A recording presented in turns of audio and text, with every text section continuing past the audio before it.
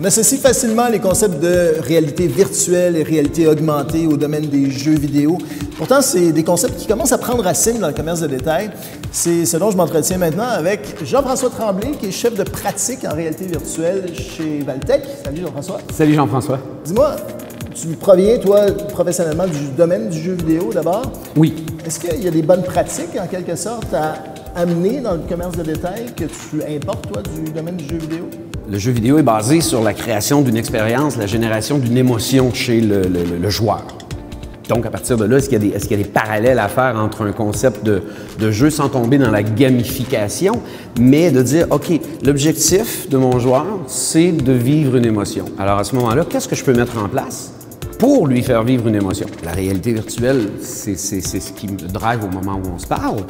C'est une technologie qui est utilisée pour faire vivre un nouveau genre d'expérience aux clients, en magasin et ailleurs. La réalité virtuelle qu'on a aujourd'hui progresse à un rythme fou, en qualité, en quantité, en accès, en facilité d'accès. On parle de réalité augmentée, réalité virtuelle, juste pour le bénéfice de tout le monde. Qu'est-ce qu'on entend par là? C'est quoi la différence entre les deux? Le plus simplement possible. La réalité virtuelle transporte son usager dans un environnement. Le ViewMaster, c'est le plus vieux artifice de réalité virtuelle qu'il n'y a pas. Hein? C'est pas compliqué. La réalité augmentée, quant à elle, prend l'environnement existant, ajoute une couche de contenu digital, augmentant la réalité. Est-ce qu'il y a des marques québécoises qui se démarquent? En fait, il y a des producteurs, il y a des réalisateurs québécois qui se démarquent en matière de réalité virtuelle.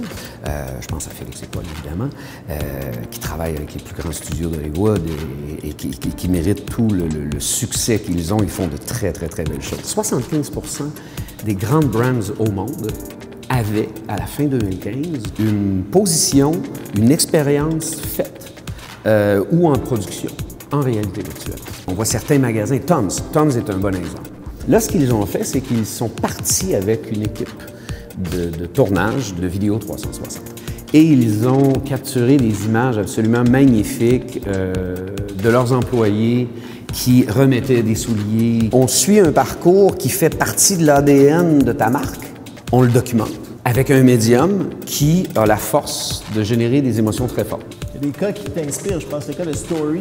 En fait, Story est un magasin à New York qui a un thème et ouvre sur ce thème-là. Donc, ils refont le magasin de fond en comble 4 fois par année. Alors, Story ont récemment offert à leur clientèle une expérience de relaxation profonde avec la réalité virtuelle dans une espèce de bulle, des sièges bulles, là, les dômes. Ouais. C'est simple, il n'y a pas eu d'artifice, ça n'a pas été des millions et des millions de dollars d'investis. Mais le retour est incroyable. À ta boule de cristal, dans 15-20 ans, le commerce de détail, ça ressemble à quoi? Ça se passe par réalité augmentée, réalité virtuelle? Ah, il va en avoir. Ouais. Ah, ça, c'est sûr. Et avant 25 ans. Du commerce en réalité virtuelle, dans les 12 à 18 prochains mois, il y a un détaillant qui va avoir bougé. Merci Jean-François. Ça fait plaisir, Jean-François. Parce qu'on parle beaucoup de technologie, mais on parle peu de services aujourd'hui.